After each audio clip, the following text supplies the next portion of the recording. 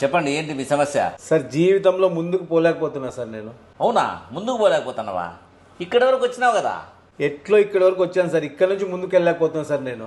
అంటే అడుగు వేయాలంటే ఏమన్నా ప్రాబ్లమా? అవును సార్, ముందుకు అడుగు వేయాలంటే భయపడుతుంది. ఏదేదో నెగిటివ్ థింగ్స్ వస్తున్నాయి సార్ నాకు.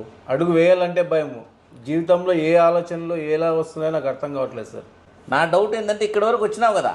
అవును సార్, దేవుని దయ వల్ల ఇక్కడి వరకు వచ్చాను. ఇక్కడ నుంచి ముందుకు వెళ్ళాలో నాకు అర్థం కావట్లేదు సార్. కాదయ్యా, ఇక్కడి వరకు ఎలా వచ్చినావు? ముందుకే కదా వచ్చింటావు. ఏదో కాలం తోసుకుంటూ వచ్చింది సార్ ఇక్కడి వరకు. అవునా, అంత పెద్ద ప్రాబ్లం ఉందా? సరే, లేచి నిలబడు. అడుగు ముందరికి, ఈ కాలు ముందరికి, ఆ కాలు ముందరికి, అట్లా నడుచుకుంటూ పో. అంతే, ముందుకు పోవడం కదా. సార్ అడుగు వేయడం అంటే ఇది కాదు సార్. ముందుకు వెళ్ళడం అంటే జీవితంలో ముందుకు వెళ్ళడం సార్. ఓహో, ఆ ముందుకే లేకపోతున్నావా? దానికి మెంటల్ డాక్టర్ని కలుసు, సరిపోతుంది. పో, మెంటల్ డాక్టర్ని కలిసిపో. భలే సలహా ఇచ్చినావు సార్ నువ్వు. మెంటల్ అంట, నాకు మెంటల్ హాస్పిటల్కి పోమంటావు. నాకేమైనా జీవితంలో సలహా ఇవ్వమని చెప్తే నువ్వేందో మెంటల్ అంట. మంచి హాస్పిటల్కి వచ్చినా నేను. బాబు ఆగు.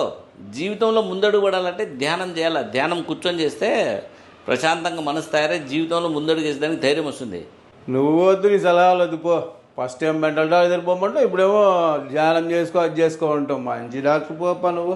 జీవితంలో ముందడుగు పడలేదంటే కాళ్ళ ప్రాబ్లం ఏమో అనుకున్నా, మైండ్ ప్రాబ్లం అని నాకేం తెలుసు. జీవితంలో ముందడుగు పడలేదంటే కాళ్ళ ప్రాబ్లం ఏమో అనుకున్నా, మైండ్ ప్రాబ్లం అని నాకేం తెలుసు.